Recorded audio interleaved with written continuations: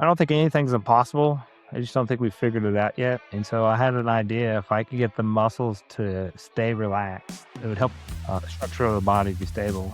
Okay, well, how do I do this? I was actually like, God, how do I do this? And he was like, I'm going to send you on a journey. He runs a health practice with one goal, that you never have to come back. Every business person he meets tells him that's a terrible model. This is Authentic Conversations, real stories, true talk, told straight.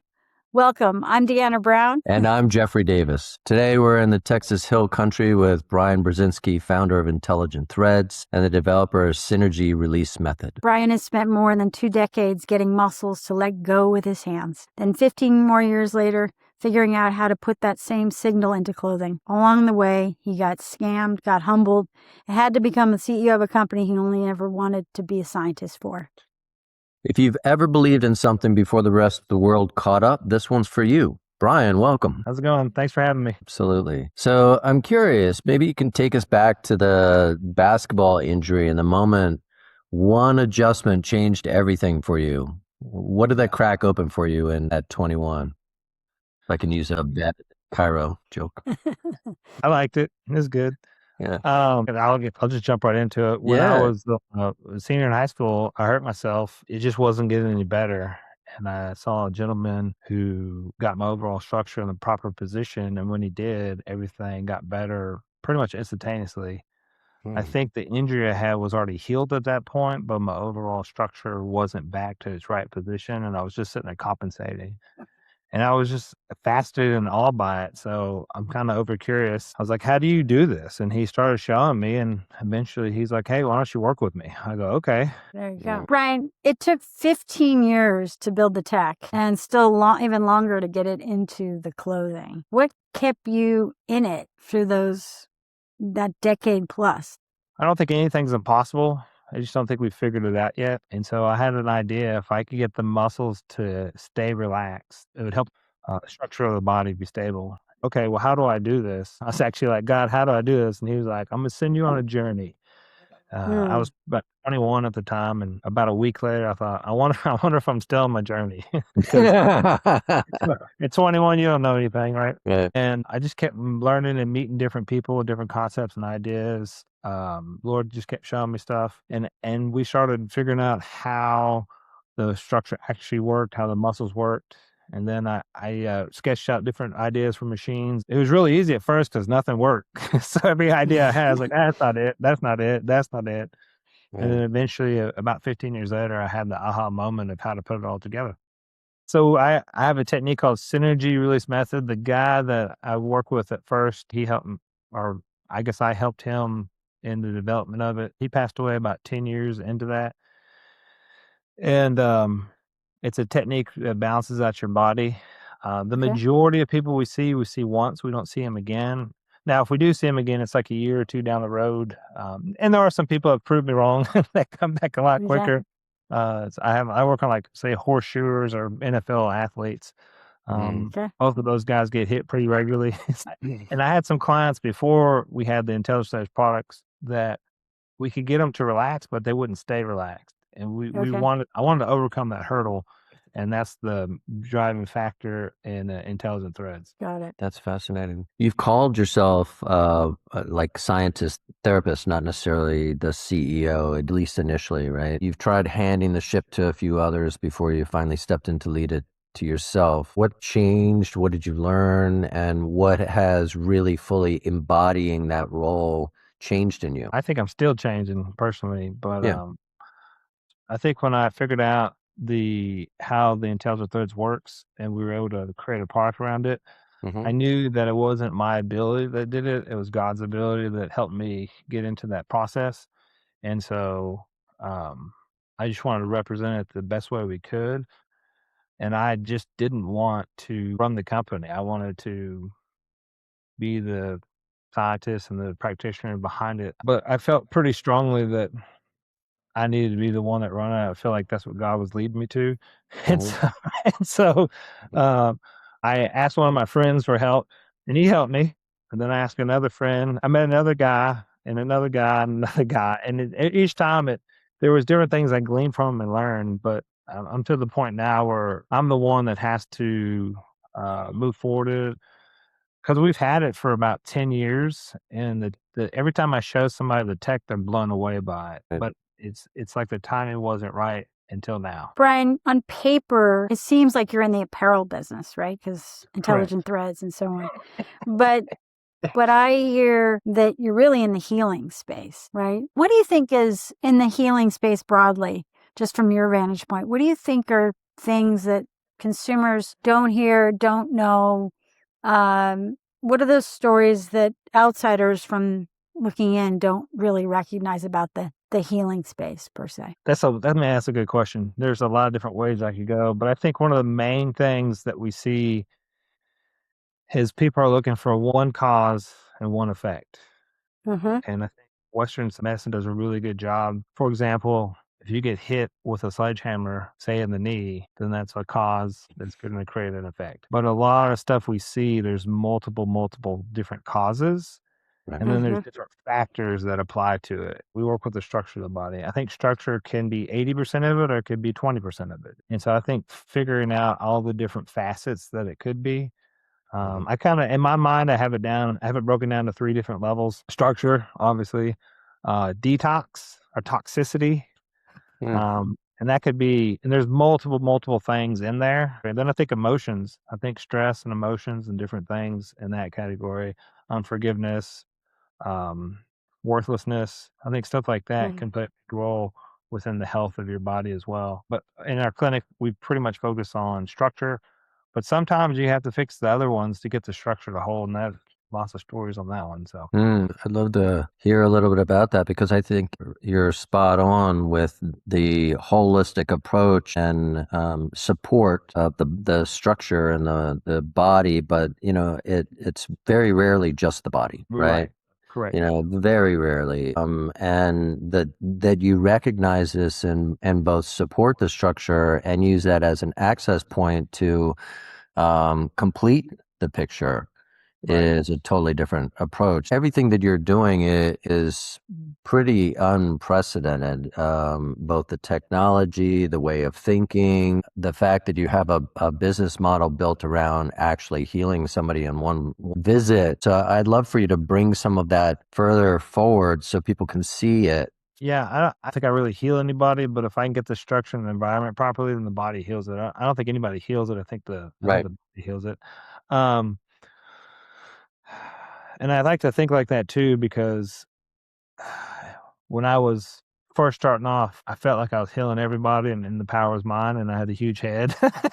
I remember I couldn't get through the door because my head was so big and I couldn't leave the office, you know what I'm saying? An example of a case that we had a lady, later 70s, her daughter had me look at her, and she's in assisted living. She's bent over horribly, can't get out of bed. If you helped her out of bed, she could walk with a walker, but if she stopped, she couldn't get going again and she couldn't turn. And her thought process just wasn't there. Like she could say hi and talk some, but it just was bad. And I looked at the daughter and I said, "This isn't structural." She was, "Look, she's all bent over and pulled forward." I go, "Don't get me wrong, she's structurally out of place." I said, "But she's toxic." So we sent her to a naturopathic doctor. She said she's been in the practice about 20 years. She said it's the worst case of mold poisoning she's ever seen. Wow. She did a 9-month-long detox, and then her daughter sends me a video of her walking, turning around, walking, and then driving a car. Wow. And I thought, ain't no way I'm gonna be. If I saw her in a car, I'd pull over and let her pass me.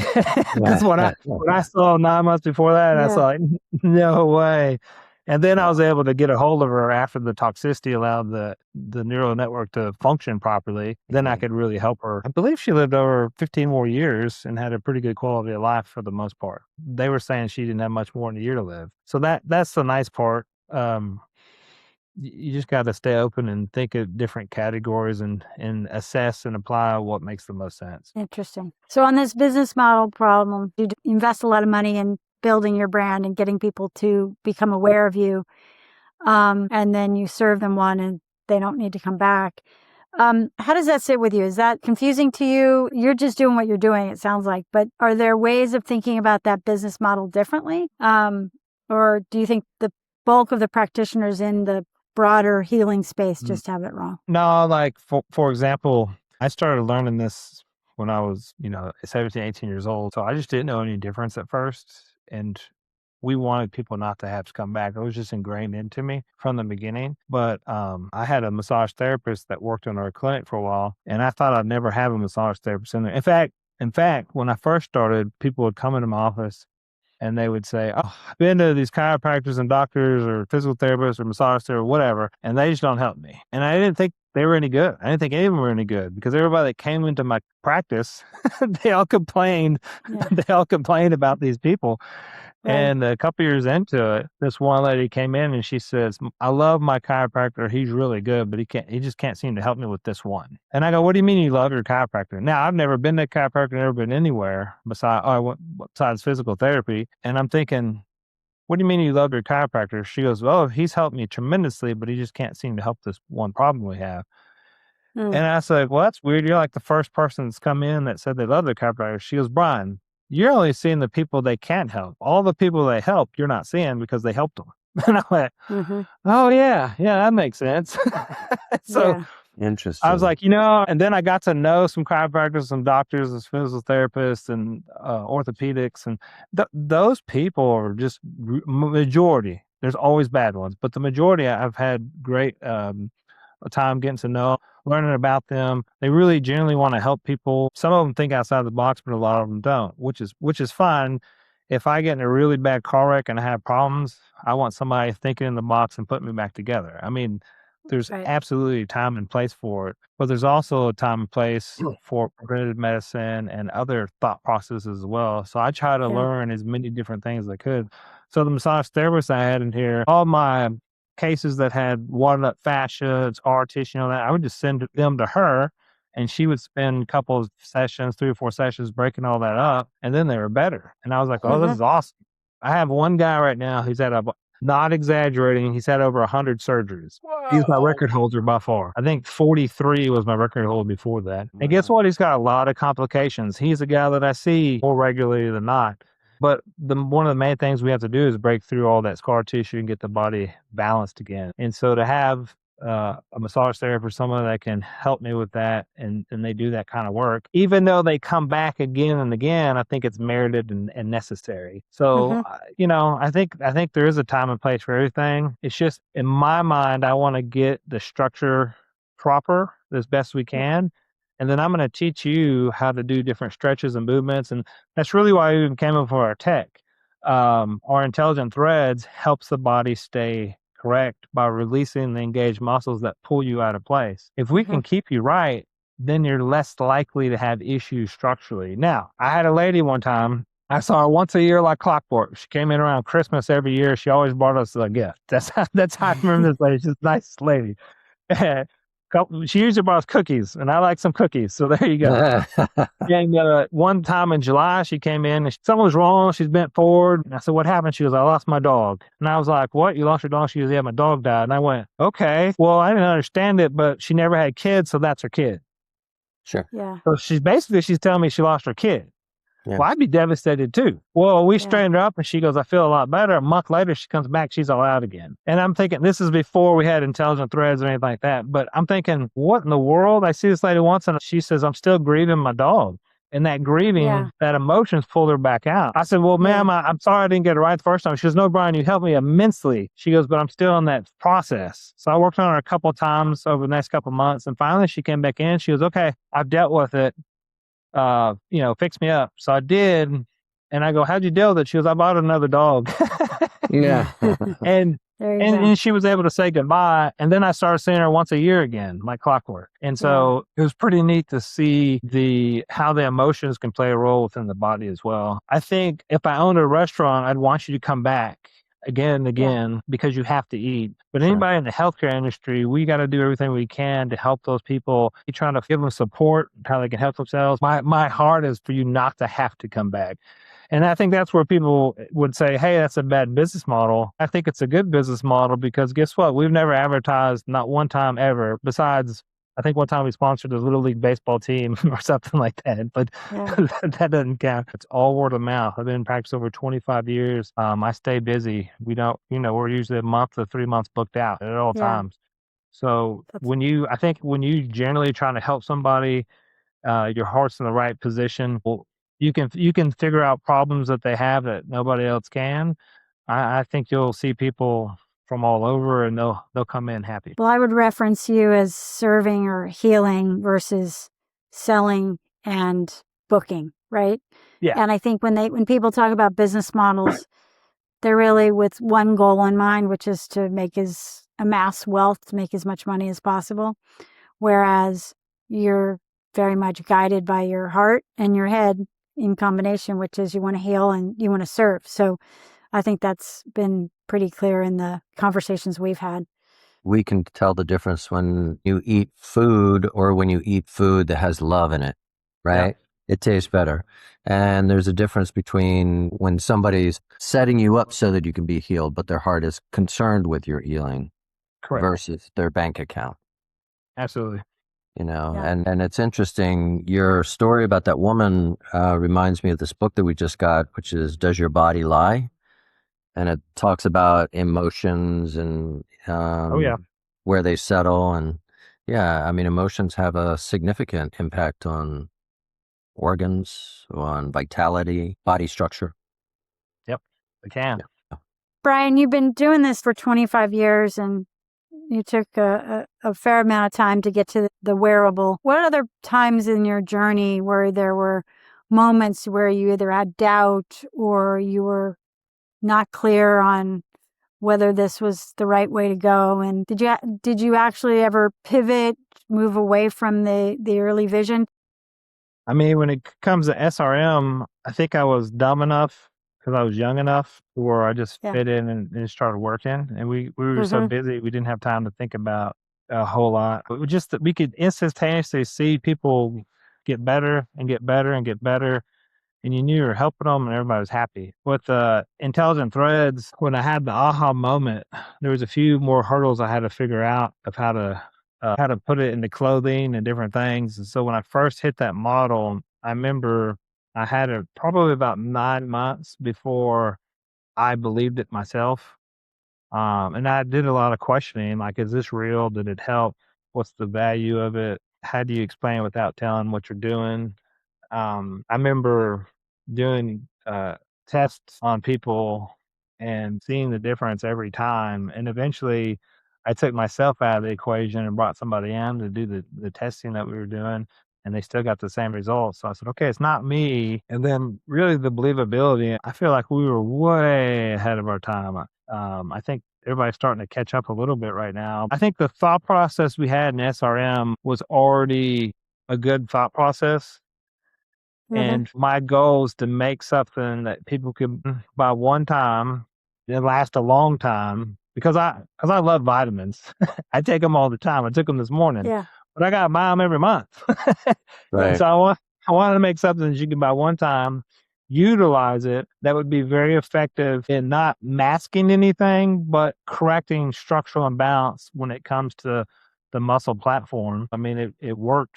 It works really well, but, there's misconceptions. People think that a tight muscle is a good thing. You should be walking around locked up. So the Right. perception of how the muscles work and how the fascia interacts with the body, it's just not widely known. And so now we developed a product that fixes people's problems they don't even know they have. Mhm. So Mm-hmm. I'm like, here, see this and this? They're like, yeah. I'm like, that's wrong. They go, oh, it is? I'm like, yeah, here's how you fix it. Oh, okay. Here, just do these stretches, do these movements, put this on. I feel way better. Huh. And then in that space, pain relief space, structural alignment, a lot of times it is placebo or is something that has to constantly come back. Last week, I had people flying from Utah and Washington State to come see me in my SRM practice. They go, well, we didn't want to come down because I knew we'd have to keep coming back. And I was like, yeah, I don't blame you. But then my friend was like, you can come one time and there's a good shot he'll get you.